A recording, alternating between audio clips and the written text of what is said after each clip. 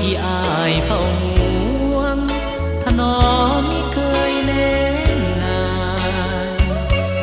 หากนางดังหนึ่งดวงใจยิ่งกว่านางใดในโลกนี้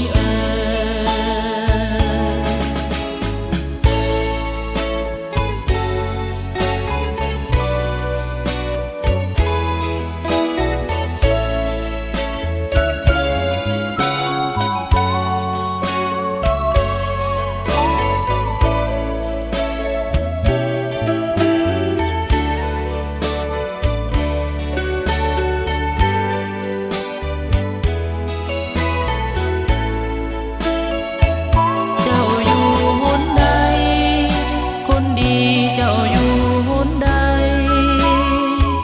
โศกตรมมองไม่หรือนางสุขสมหรือดีสุดที่ฮักเอ่ยเมื่อยามค่ำคืนอย่างนี้สุดโศกีสุดอาลัยนางคนเดียวอายฮักล้นสวงคนเดียวที่อายเฝ้า